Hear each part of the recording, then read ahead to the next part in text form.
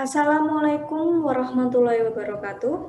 Perkenalkan, saya Yuwanita Nawang Pramadya, absen 465166 dari kelas General Business Environment 76B.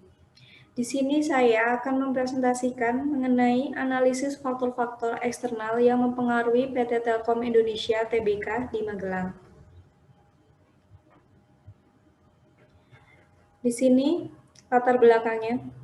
Perkembangan bisnis seiring dengan berjalannya waktu membuat persaingan semakin ketat. Hal tersebut didukung dengan semakin canggihnya teknologi secara pesat, perubahan terhadap pergeseran demografi, perekonomian suatu negara, serta perubahan-perubahan dinamis lainnya yang mempengaruhi kondisi lingkungan sekitar organisasi. Perubahan tersebut harus dihadapi dengan bijaksana, karena bisa saja suatu negara secara mendadak dihadapkan dengan kondisi yang tidak stabil, seperti munculnya virus COVID-19 yang diawali pada tahun 2020 hingga awal tahun 2021 yang tak kunjung selesai. Perusahaan dituntut untuk mampu mengatasi keadaan tersebut dengan mempertahankan keunggulan kompetitif yang dimilikinya. Hal-hal yang harus diperhatikan dalam meningkatkan keunggulan tersebut adalah dari faktor internal maupun eksternal perusahaan. Namun, seringkali faktor eksternal kurang diperhatikan dengan mendalam oleh perusahaan itu sendiri, sehingga diharapkan faktor eksternal dapat membantu perusahaan untuk mengkaji ulang permasalahan yang akan dihadapi perusahaan.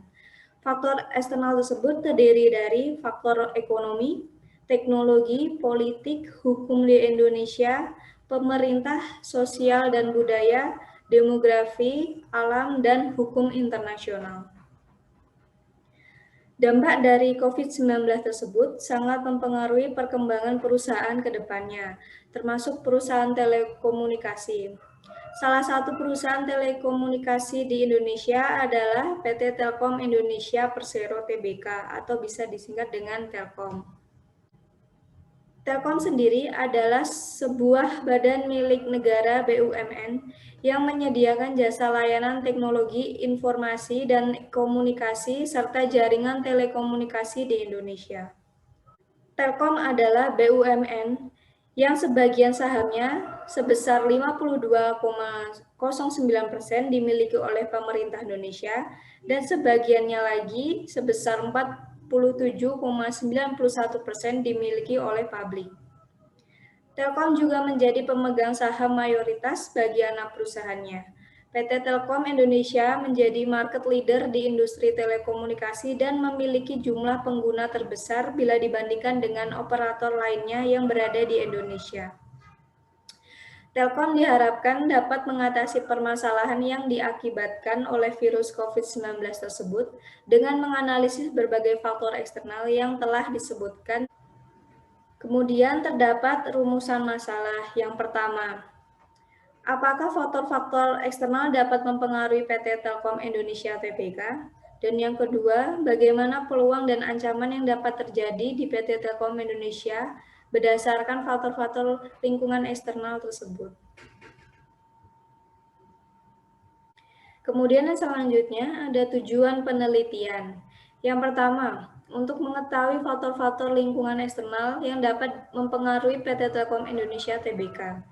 Yang kedua, untuk mengetahui peluang dan ancaman yang dapat terjadi di PT Telkom Indonesia Tbk berdasarkan faktor-faktor lingkungan eksternal. Kemudian, terdapat metodologi penelitian. Yang pertama, jenis data. Penelitian ini memakai tipe informasi berbentuk informasi sekunder serta informasi tersier dari berita ataupun artikel secara online. Yang kedua, metode pengumpulan data. Penelitian ini memakai metode pengumpulan informasi yang bersifat observasi yang diperoleh dari berbagai sumber seperti website serta laporan tahunan perusahaan. Kemudian yang ketiga, metode analisis. Penelitian ini memakai metode analisis yang berjenis analisis deskriptif. Metode analisis deskriptif merupakan tipe metode analisis dengan menggambarkan apa yang cocok dengan suatu peristiwa tertentu.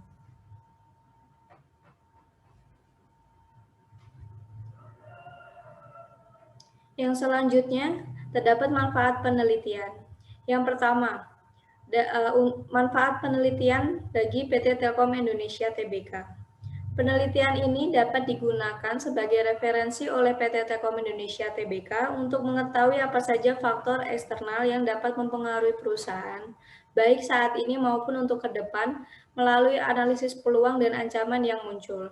Penelitian ini juga diharapkan dapat dijadikan bahan pertimbangan dalam pengambilan keputusan perusahaan dengan tujuan agar dapat mempertahankan serta meningkatkan kebijakan strategi PT Telkom Indonesia Tbk. Kemudian yang kedua, dari akademis. Penelitian ini dapat digunakan sebagai informasi dan referensi oleh akademis agar dapat mengetahui apa saja faktor eksternal yang dapat mempengaruhi perusahaan serta dapat dikembangkan dengan data terbaru nantinya. Kemudian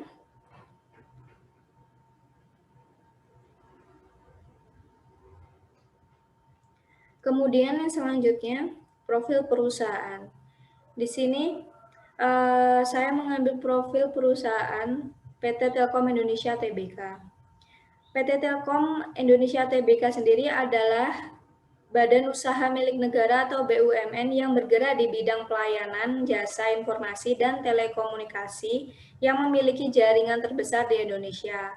Selain Telkom menyediakan layanan Inform atau jasa informasi dan telekomunikasi tersebut, ia juga menyediakan layanan telepon seluler, telepon nirkabel tidak bergerak, telepon kabel tidak bergerak, dan jaringan internet serta interkoneksi. Pelayanan tersebut dapat dilakukan secara langsung maupun melalui anak perusahaan di seluruh Indonesia.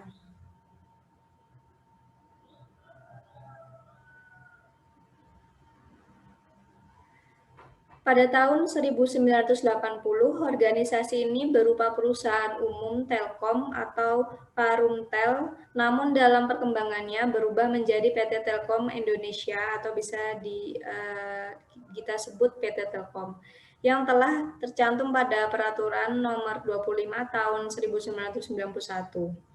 Pada tahun 2021, jumlah pelanggan telepon tetap Telkom mencapai 15 juta dan pelanggan Telkom seluler sebesar 104 juta.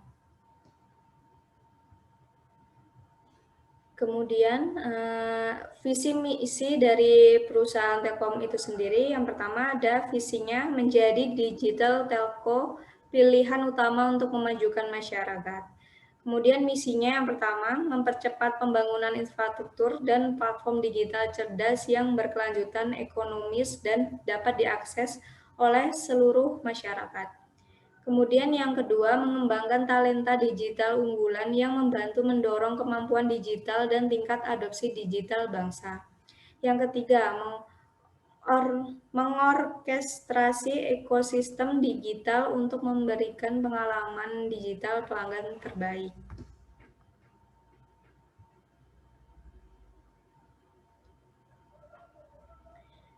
Kemudian terdapat strategi perusahaan. Di sini yang pertama, mampu menciptakan pelayanan yang dapat menjangkau seluruh masyarakat, memperluas, mempercepat, mengganti, dan membangun fasilitas Telkom agar dapat memenuhi kebutuhan masyarakat.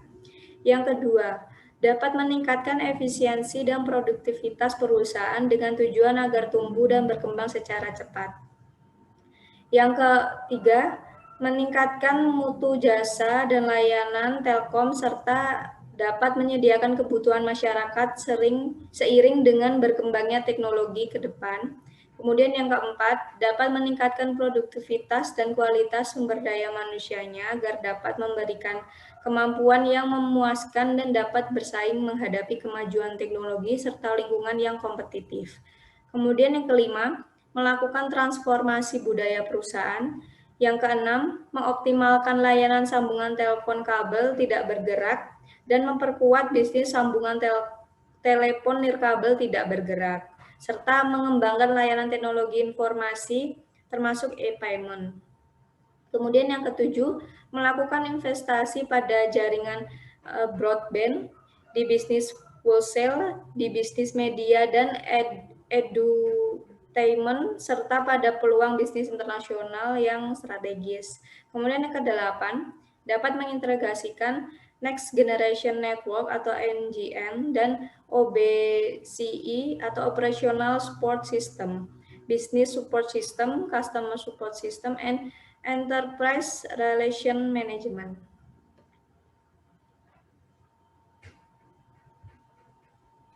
Kemudian di sini terdapat logo dari perusahaan atau PT Telkom Indonesia itu sendiri. Dapat dilihat di layar. Kemudian di sini terdapat struktur organisasi dari PT Telkom itu sendiri yang merupakan struktur organisasi dari cabang Magelang. Dapat dilihat di sini bahwa General Manager di peringkat pertama, kemudian dibagi menjadi manajer pada bidang-bidang masing-masing. Yang pertama ada manajer access area, kemudian yang kedua ada manajer operation, yang ketiga ada manajer outsourcing, yang keempat ada manajer optimalisasi, dan yang terakhir ada manajer gudang. Di sini untuk manajer akses areanya dibagi lagi menjadi 6 bidang. Yang pertama ada Asman CCA, kemudian ada Asman CAM, kemudian ada Asman MFRAN, kemudian ada Asman DAM Daman atau kemudian ada Asman CPE, kemudian ada Asman TOS, dan Asman CPE ini dibagi lagi menjadi 2 divisi atau 2 bidang. Yang pertama ada CVP CPE, kemudian ada CVP Public Phone. Kemudian selanjutnya, analisis faktor-faktor lingkungan eksternal perusahaan.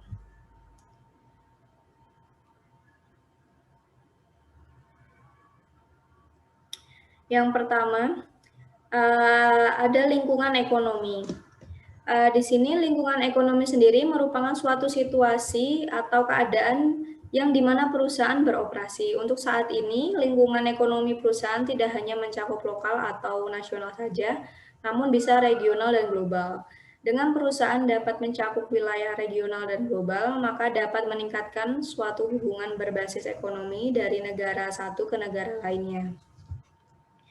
Namun, dalam konteks global ini, belum tentu perusahaan akan dapat menghadapi atau mempertahankan perekonomiannya, sebab akan ada satu kondisi di mana terdapat ketidakselarasan atau relevan bagi semua perusahaan. Pada kasus PT Telkom Indonesia, wilayah yang dicakup sudah cukup luas, bahkan hingga mencakup global. Telkom dikenal sebagai perusahaan yang berprospek memperoleh profit yang tinggi. Hal tersebut dapat dilihat bahwa Telkom telah banyak melakukan investasi pada beberapa bidang. Salah satu investasinya adalah dengan menanamkan 2,1 triliun kepada perusahaan Gojek. Kolaborasi antara kedua perusahaan tersebut dinilai cukup bagus dikarenakan Gojek merupakan suatu aplikasi layanan jasa transportasi berbasis online yang tersebar di Indonesia. Hal tersebut mengundang respon positif dari pasar yang mengakibatkan harga saham Telkom semakin menguat dan prospek positif terhadap harga saham Telkom yang diperdagangkan di BEI. Perusahaan asing juga mulai melirik dan membeli saham Telkom dengan harga yang tinggi sehingga dapat memperoleh sumber pendapatan baru. Dengan semakin tinggi dan meningkatnya harga saham yang dimiliki oleh Telkom, maka akan semakin bagus kualitas perusahaan dan besar pula keuntungan yang akan dihasilkan nantinya. Kemudian investasi yang dilakukan tersebut dapat menjadi sebuah peluang yang besar bagi Telkom untuk mengembangkan bisnisnya hingga pasar internasional. Terutama dengan adanya COVID-19 yang melanda Indonesia ini justru malah menyebabkan laju inflasi menurun dan laju perekonomian meningkat. Inflasi menurun dikarenakan permintaan atas barang atau jasa yang rendah sehingga daya beli masyarakat menurun dan harga konsumen yang relatif rendah. Banyak pekerja harian yang memperoleh pendapatan sedikit bila dibandingkan dengan sebelum adanya pandemi, sehingga secara tidak langsung kondisi rumah tangganya menjadi rendah.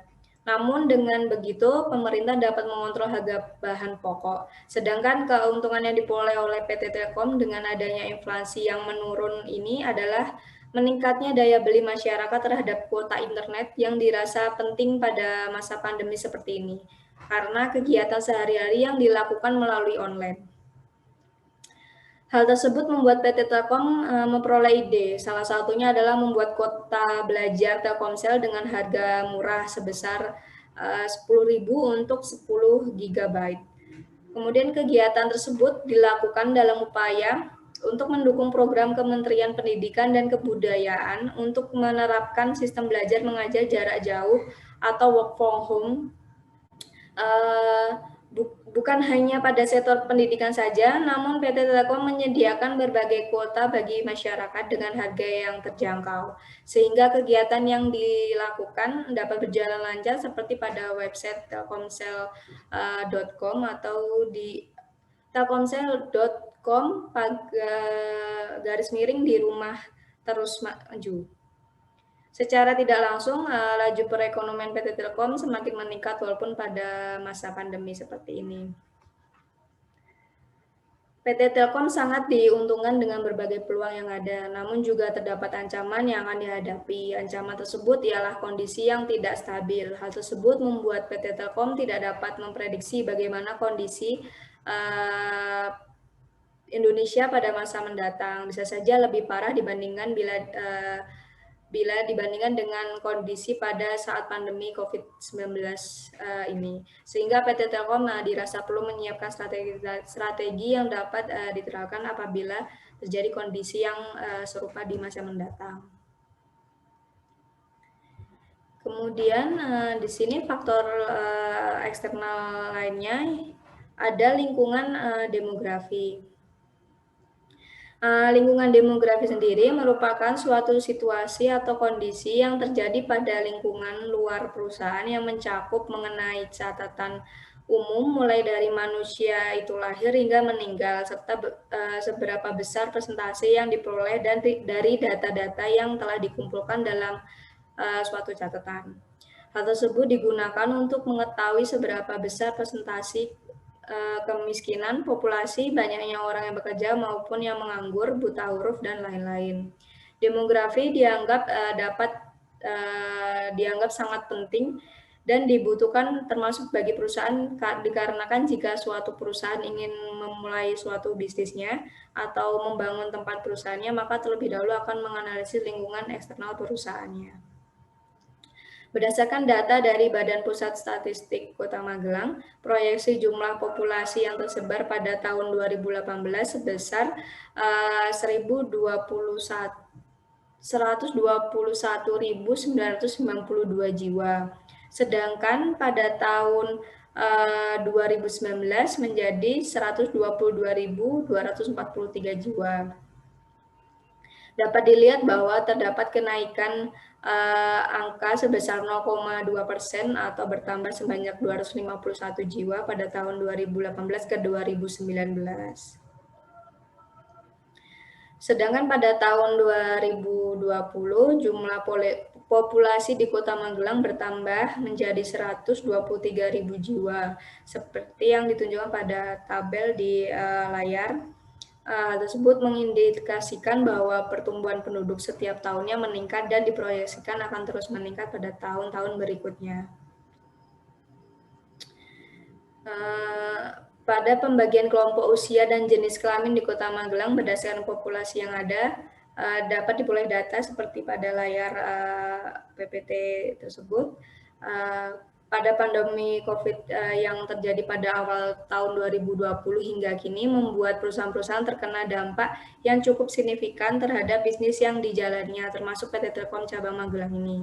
Namun dengan semakin bertambahnya jumlah populasi di Kota Magelang, maka akan memberikan peluang bagi Telkom Cabang Magelang untuk mengembangkan perusahaannya, terutama pada saat pandemi COVID-19 ini. Pemerintah juga kemudian mengeluarkan kebijakan untuk masyarakat bekerja di rumah atau work from home. Dengan begitu, untuk mendukung proses WFH ini, maka diperlukan sistem daring atau online sehingga hal tersebut membuat jumlah pelanggan internet semakin bertambah. Apalagi bila dilihat jumlah populasi pada tahun 2020 meningkat bila dibandingkan dengan tahun-tahun sebelumnya. Kemudian Telkom Magelang memanfaatkan kondisi tersebut dengan meningkatkan infrastruktur, platform, serta layanan digital yang dimilikinya. Tidak hanya peluang yang diperhatikan, namun juga terdapat ancaman yang akan dihadapi seperti komposisi penduduk yang bermacam-macam, serta warga di pedesaan Magelang yang belum sepenuhnya memahami Telkom Magelang secara rinci. Hal tersebut akan menjadi kendala bagi PT Telkom tersebut untuk menjamah masyarakat yang masih di pedesaan untuk menggunakan internet, karena mungkin kondisi daerahnya yang terpencil yang kesulitan untuk menerima jaringan internet. Kemudian faktor eksternal lainnya ada lingkungan sosial dan budaya. Di sini lingkungan sosial dan budaya itu merupakan suatu tempat di mana masyarakatnya bersosialisasi sesuai dengan budaya pada masing-masing daerah. Sebuah kultur budaya akan sangat mempengaruhi pola pikir masyarakat terhadap suatu hal, terutama pada era globalisasi seperti ini yang telah menghadirkan sebuah teknologi yang sangat canggih, sehingga membuat sosial budaya dan teknologi dapat berpadu dan saling beriringan. Hal tersebut sangat berpengaruh terhadap perilaku dan keputusan yang akan dilakukan dalam menjalankan suatu bisnis. Bagi pihak-pihak yang melakukan bisnis akan dihadapkan oleh suatu tantangan mengenai perbedaan budaya baik di antar daerah di dalam negeri maupun budaya di luar negeri. Apabila pebisnis akan melakukan sebuah negosiasi oleh pihak lain yang bersangkutan, maka pebisnis harus mengetahui latar belakang dari kebudayaan pihak lawannya. Hal tersebut dilakukan dengan maksud agar negosiasi yang dilakukan dapat berhasil dan dapat menjalin hubungan sosial dengan baik. Di masa pandemi COVID-19 ini telah menimbulkan keterpurukan bagi masyarakat Indonesia, terutama PT Telkom Magelang. Dengan kegiatan sehari-hari menggunakan internet, maka menimbulkan peluang bagi perkembangan bisnis perusahaan. Gaya hidup masyarakatnya yang konsumtif membuat PT Telkom dapat memanfaatkan peluang tersebut untuk mengembangkan produk atau jasa layanannya sehingga dapat terus berinovasi. Kemudian terdapat ancaman juga yang mungkin ditimbulkan seperti belum berkembangnya pola pikir warga yang tinggal di pinggir kota mengenai telekomunikasi. Hal tersebut malah menjadi kendala bagi PT Telkom karena kan warga pedesaan juga belum terjamah dengan adanya internet. Masih banyak warga pedesaan yang menganggap telekomunikasi atau internet belum penting dan masih kurangnya penyuluhan terkait dengan pentingnya telekomunikasi bagi kehidupan sehari-hari. Sehingga PT Telkom memberikan suatu penyuluhan ke beberapa desa mengenai pentingnya komunikasi sosial dengan menggunakan media telepon dan menggunakan internet. Kemudian selanjutnya terdapat lingkungan teknologi di sini. Lingkungan teknologi sendiri merupakan bagian dari lingkungan eksternal perusahaan yang dipengaruhi oleh teknologi seiring dengan perkembangannya zaman. Perkembangan teknologi akan mempengaruhi beberapa aspek bisnis seperti produk, layanan, operasional, pemasaran, dan bahkan keuangan. Teknologi sendiri memiliki kelebihan dan kekurangan. Apabila dikaitkan dengan kelebihannya, maka diperoleh yaitu segala kegiatan akan terasa lebih mudah untuk dilakukan karena adanya perantara dari teknologi seperti internet atau smartphone. Apabila dilihat pada masa pandemi COVID-19 ini, PT Telkom Magelang sangat memerlukan teknologi yang sangat diperlukan sebagai alat untuk mengembangkan platform yang dimilikinya. Kemajuan teknologi zaman sekarang membuat masyarakatnya melakukan kegiatan sehari-hari menggunakan smartphone sehingga menambah jumlah pengguna telepon seluler. Teknologi yang diterapkan oleh PT Telkom sendiri berupa teknologi informasi. Teknologi informasi yang digunakan bisa dilihat pada layar PPT. Softwarenya itu ada UCTV OS, Telkom Indonesia AR, Telkom Solution AR, WiFi ID, IndiHome Store, Nota Dinas Mobil Telkom, Telkom API, DNS Telkom. Kemudian yang hardware-nya menara BTS, SIM card, kabel fiber optik, kabel UTP atau kabel telepon, komputer, dan data center. Dengan beberapa teknologi informasi yang digunakan akan memberikan peluang bagi PT Telkom untuk terus mengembangkan kemajuan dan inovasi pada bidang teknologinya. Hal tersebut bertujuan agar perusahaan tetap dapat bersaing dengan kompetitor lainnya dan menjadi perusahaan digital terbesar di Indonesia. Sedangkan ancaman yang dihadapi oleh PT Telkom sendiri adalah perusahaan perlu melakukan survei mendalam untuk dapat mengkaji teknologi yang digunakan, apakah telah sesuai dengan kondisi pada saat pandemi atau belum, dan perlu diperbaiki kembali. Sebab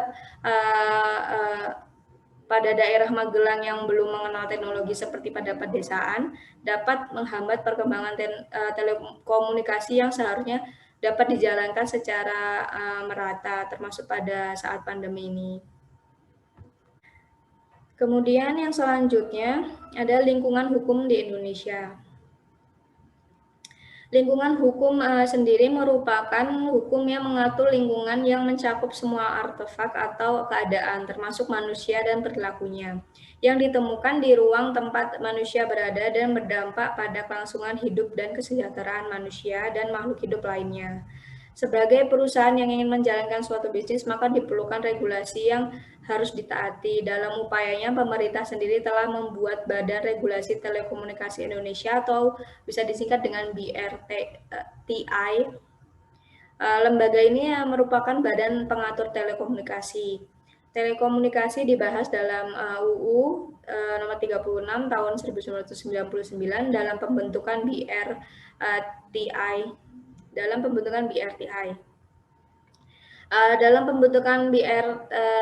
ini, Kementerian Komunikasi dan Informatika merupakan bagian dari pemerintah serta Panitia Regulasi Telekomunikasi merupakan bagian dari masyarakat.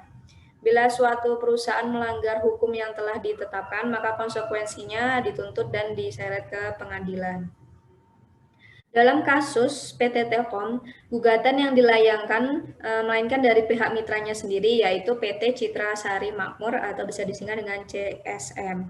PT Telkom dianggap memutuskan kemitraan untuk menggunakan jaringan tetap dan layanan pendukung yang memicu konflik. Hal tersebut dilakukan tanpa melalui proses evaluasi kontrak pada saat pemutusan kontrak dilakukan. Namun pendapat tersebut berbanding terbalik dengan PT Telkom yang menganggap bahwa pemutusan kemitraan dengan PT CSM ini ada penyebabnya, yaitu tidak adanya perubahan dari CSM itu sendiri sehingga PT Telkom berinisiatif untuk menghentikan layanan yang diberikan dalam bentuk ganti rugi. Upaya pemutusan kontrak tersebut dikarenakan sebagai bentuk meminimalisirkan kerugian perusahaan yang jauh lebih besar. Peluang bagi PT Telkom terkait dengan kasus tersebut, PT Telkom lebih bisa berhati-hati dalam memilih kemitraan yang akan diajak untuk bekerja sama sehingga tidak akan terjadi hal-hal yang tidak diinginkan ke depannya. PT Telkom juga diharapkan agar dapat melihat latar belakang perusahaan sebelum menjalin kontrak kerjasama. Hal tersebut dilakukan agar apabila perusahaan mitra tidak bertanggung jawab dalam memenuhi kewajibannya, pihak PT Telkom tidak terkena dampak dari kerugian yang ditimbulkan ke depannya. Sedangkan ancaman yang akan dihadapi oleh PT Telkom adalah banyaknya perusahaan yang serupa yang akan menarik kerjasama yang mungkin akan bisa tidak bertanggung jawab seperti yang dilakukan oleh PT Citra Sari Makmur tersebut. Sehingga PT Telkom diharapkan lebih berhati-hati dan dalam mengambil keputusan agar hal serupa tidak terulang di masa yang mendatang.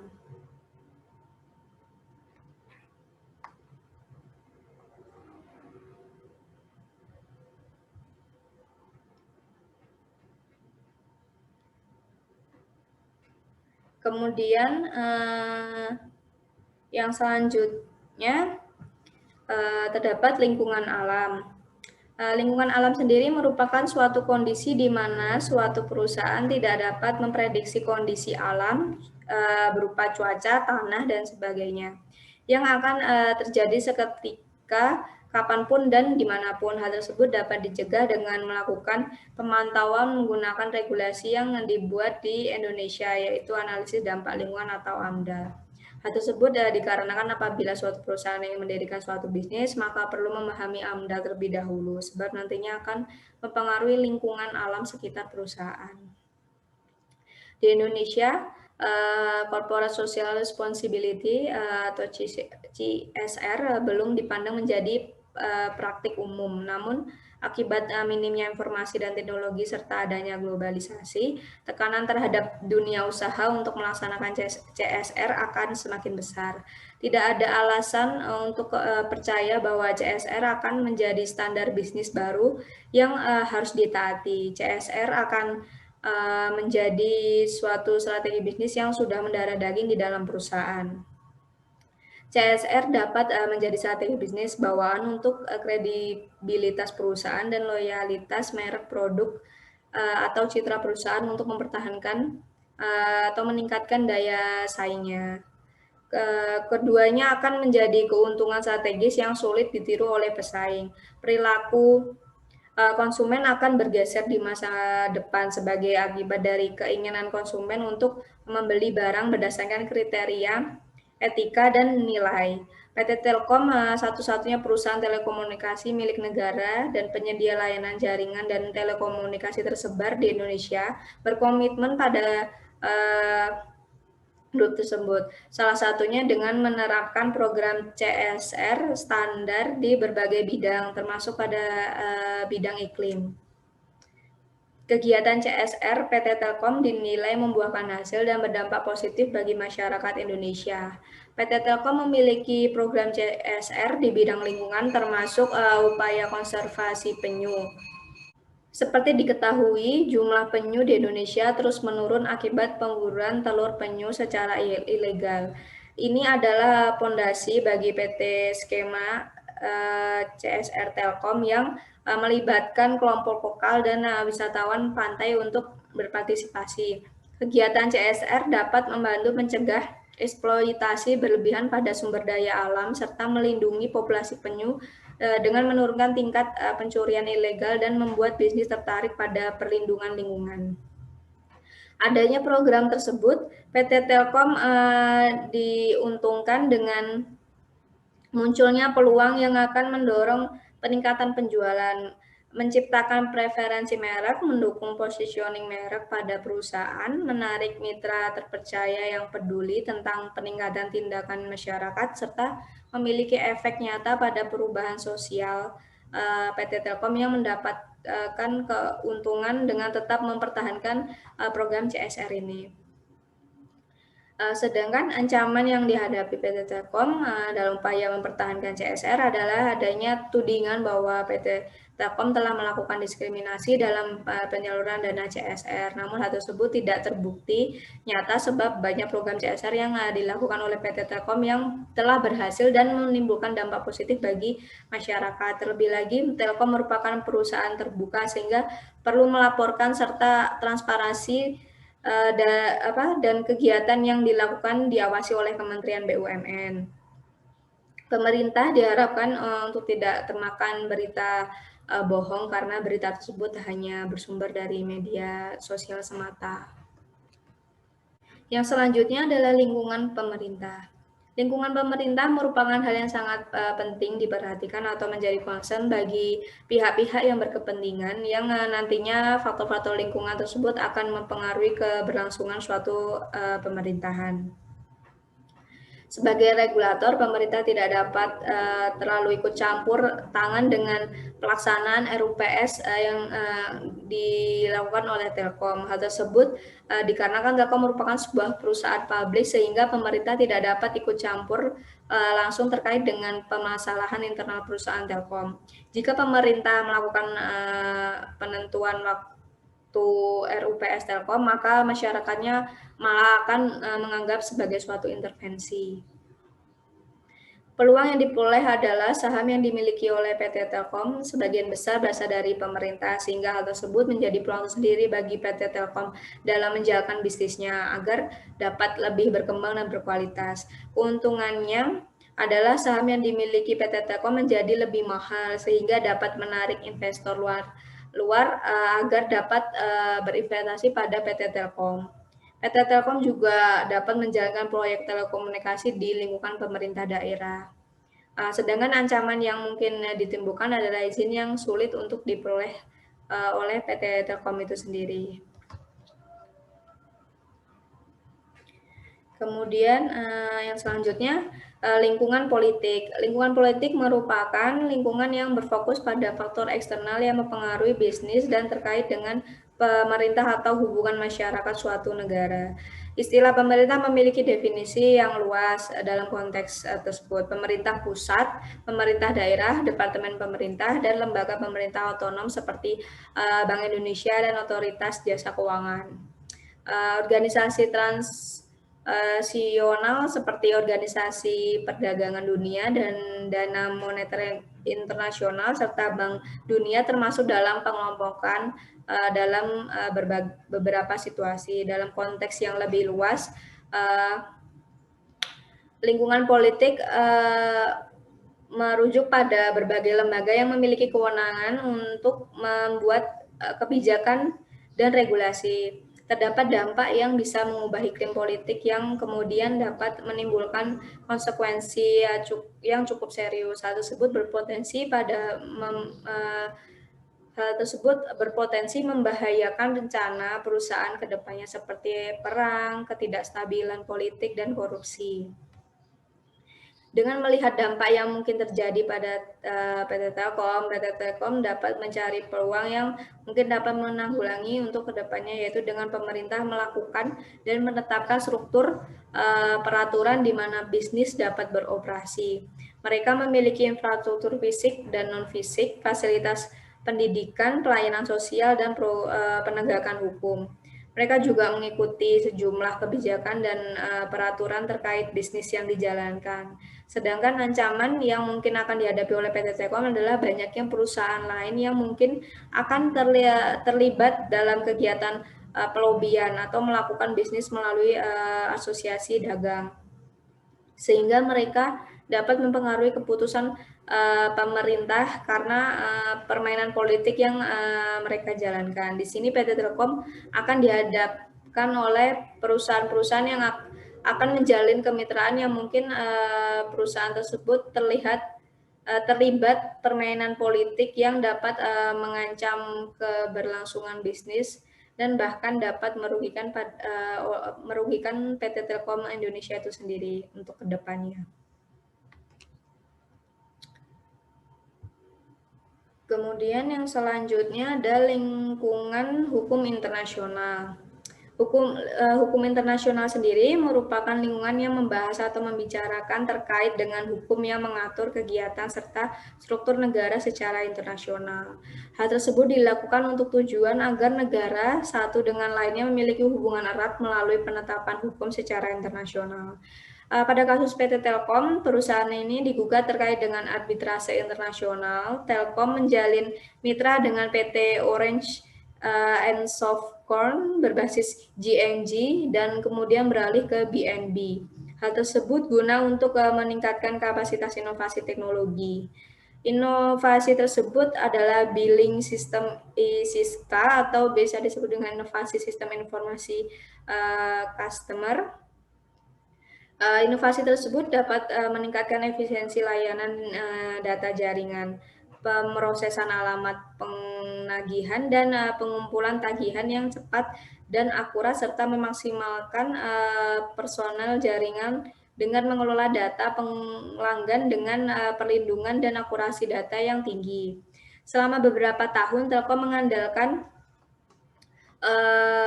software billing system ISISCA PT Orange and Softcorn tersebut. Namun Telkom tidak membayar royalti atau biaya lisensi untuk hak kekayaan intelektual yang diwajibkan seperti pada hukum bisnis. Telkom awalnya memenuhi kewajibannya, akan tetapi selama 6 tahun terakhir Telkom tidak memenuhi kewajibannya untuk membayar royalti tersebut kepada PT Orange and Softcorn, sehingga hal tersebut dianggap menggunakan produk ilegal atau pembajakan pada suatu produk. PT Telkom telah melakukan tindakan pelanggaran hukum.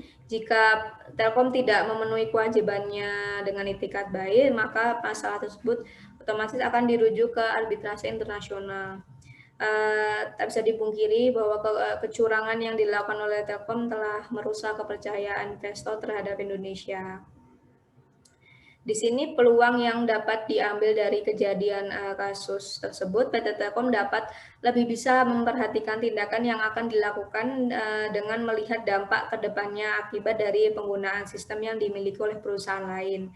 Dengan PT Telkom membayar kewajibannya secara teratur, kejadian pelanggaran seperti yang telah saya jelaskan tadi tidak akan menimbulkan konflik terhadap perusahaan yang menjalin mitra dengan PT Telkom itu sendiri. PT Telkom juga sebaiknya lebih bisa memberikan kepercayaan kepada mitranya terkait dengan komitmen yang dijanjikan pada saat perjanjian kontrak. Hal tersebut akan membangun hubungan baik ke depannya dengan perusahaan-perusahaan yang memiliki bisnis berkualitas baik.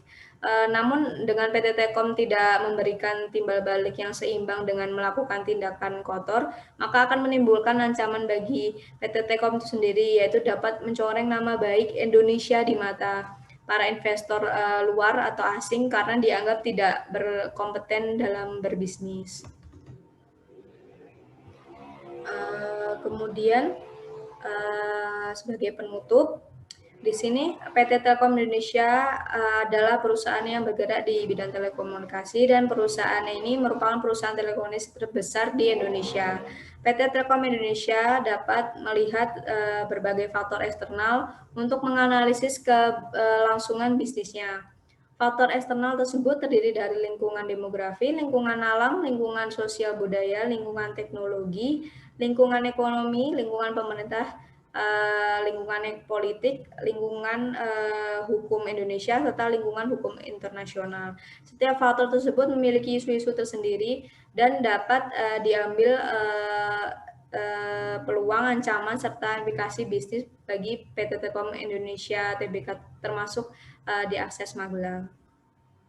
Sebagai perusahaan terbesar di Indonesia, PT Telkom diharapkan mampu menjadikan bisnisnya lebih maju dan berkembang melalui strategi-strategi yang mampu menyelesaikan atau mencegah masalah maupun ancaman yang dihadapi oleh perusahaan. Terdapat beberapa saran yang dapat dipertimbangkan dan dikembangkan oleh PT Telkom Indonesia Tbk, yaitu yang pertama ada PT Telkom Indonesia diperlukan untuk selalu mengupdate informasi terkini baik di dalam negeri maupun internasional terkait dengan inflasi, kurs, keadaan perekonomian, latar belakang investor, dan seterusnya.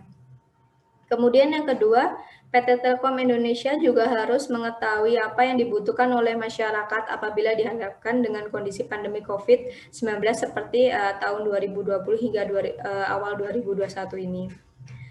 Yang ketiga, PT Telkom Indonesia juga dapat menjalin kerjasama dengan investor-investor yang berkualitas dan berkompeten, serta menjalin hubungan baik dengan negara-negara investor, sehingga dapat memajukan bisnisnya hingga kancah internasional dan mendapatkan keuntungan yang besar agar dapat terus mengembangkan bisnisnya. Kemudian yang terakhir, yang keempat, PT Telkom Indonesia dapat terus berinovasi dalam penyediaan produk atau layanan yang sesuai dengan yang dibutuhkan oleh masyarakat itu sendiri.